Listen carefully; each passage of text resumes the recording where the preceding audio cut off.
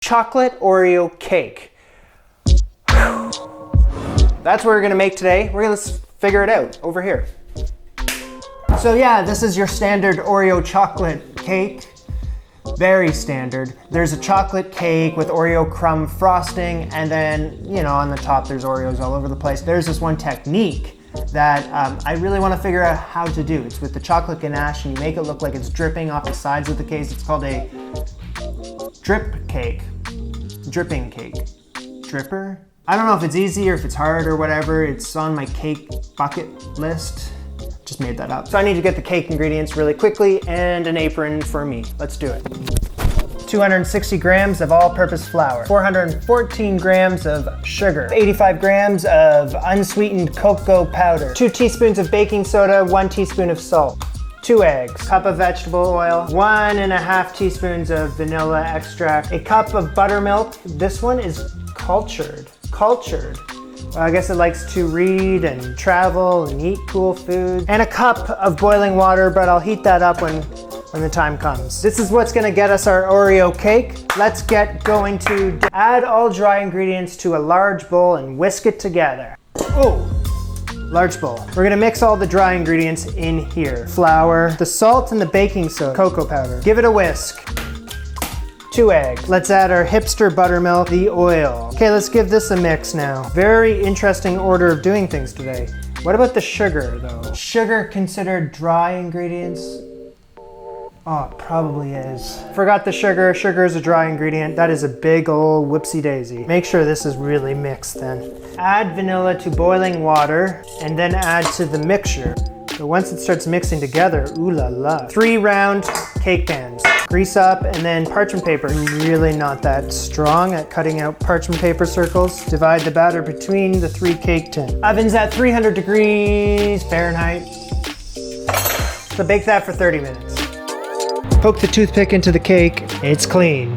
It's done. So we're moving on to the Oreo frosting. 284 grams of vegetable shortening, so it's gonna be this one and a little bit of this one. I've never worked with shortening before. It is vegetable baking fat, 100%. Hundo. 336 grams of butter. So 1,035 grams of powdered sugar. Teaspoon of vanilla extract, 105 milliliters of water. 33 Oreo cookies that I have to crush.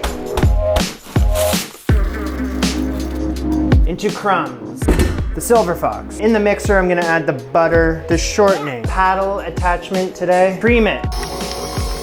Slowly, I'm gonna add about half of this sugar while this is running. Add the water, vanilla, the Oreo crumbs. You never know when you're gonna need some of these crumbs, so I'm just gonna set them aside. Some of them, not all of them. And then add the rest of the powdered sugar.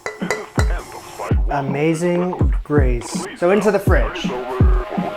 Let's flip our cakes over, get them out of these pans, and pretend like you didn't underbake one of them. So I gotta make these flat. So I gotta cut off the dome shape to it. These are incredibly fragile, and I don't know how I'm getting them off the cutting board just yet, so let's just move this aside. Get this first layer of cake onto a plate or some sort of cake drum or whatever the hell you have. I need to divvy up 3.5 cups of this icing, put it into a separate bowl. And this goes in the fridge. Half of this icing onto this cake layer. Make sure it's all even Steven. Get that next layer of cake on top. Lots of icing on top, the rest of this bowl, really. I don't want it to dome, so I'm just gonna put this little like crater in the middle. Maybe that will help. 1, 2, 3. You know what? That looks pretty damn good. Except for the doming. Doming. I hate doming. It really needs to chill out and firm up before I add that full coat of icing around the whole thing. So I'm gonna put this in the freezer for an undisclosed amount of time.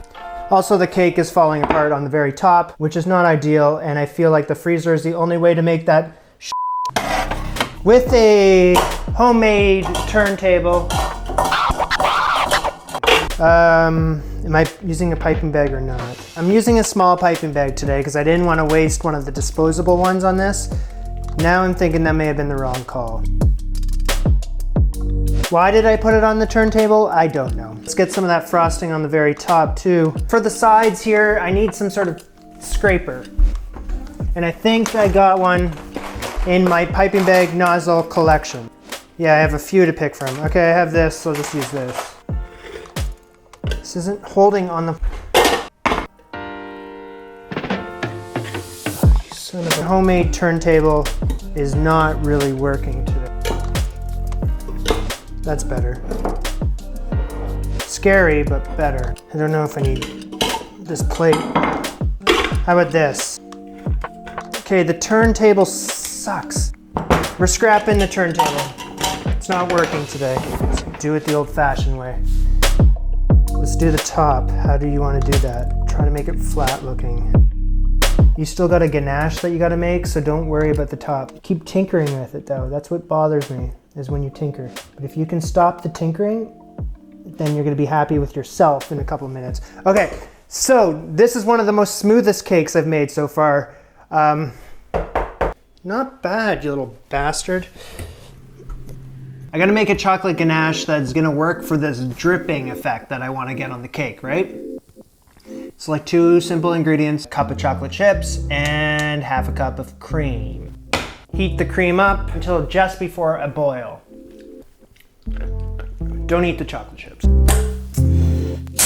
Chocolate chips in the bowl. Cream is hot, pour this onto the chocolate chips. So I'm just gonna let that hang out for a couple minutes before I stir it in. You can stir it in now. I need some sort of squeeze bottle.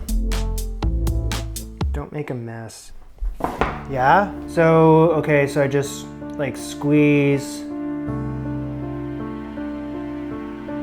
It's supposed to drip down, which it's totally not doing.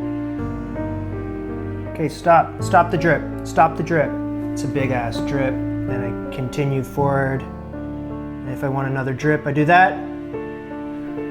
And I stop. You want another drip. A bit longer drip. A longer drip. Yes, and then you stop. Okay. Why is that drip so freaking big?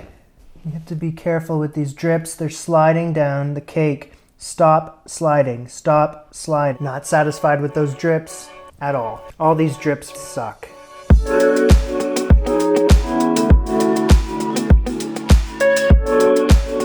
I had this cake in the freezer. I've had it in the fridge.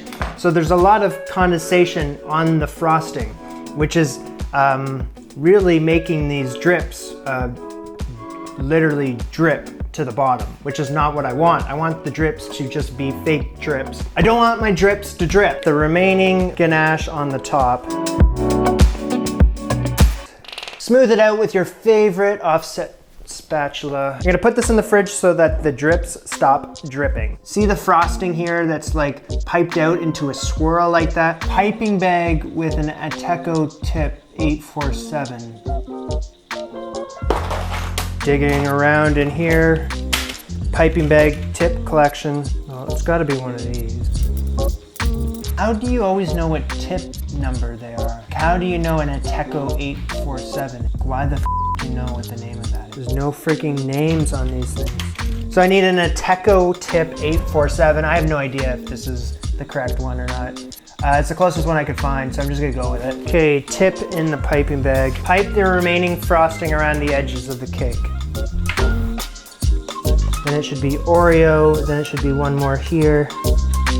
Okay.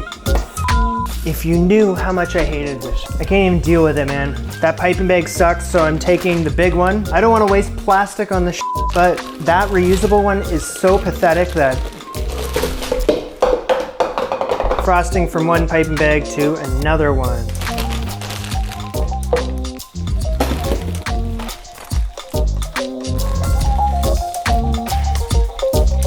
Okay, we're ready to rock. Did I put the tip in? Yes. Do I have better luck doing it this way? I don't know. It's just not wanting to come out this piping. There's a freaking Oreo, and stuck in the tip right now is an Oreo chunk. That's why it's not coming out. Now let's try it. Oh my God, there we go. God, I hate piping bags more than... Oh my God, I'm gonna lose my mind in a second. F***ing piping bags, pieces of shit. It's not even coming out in a freaking pattern. With some more Oreos All I have left are the double cream Oreos. Those are gonna go on the very top of this, in between each one of these little piping bag gumdrop thingamajigs. Why does it freaking matter what piping bag nozzle I use if none of this looks like the pattern that's supposed to come out of the freaking nozzle? Lastly, I have some Oreo crumbs. Sprinkle those. That hides that really ugly frosting gumdrop thing I was doing. And stop.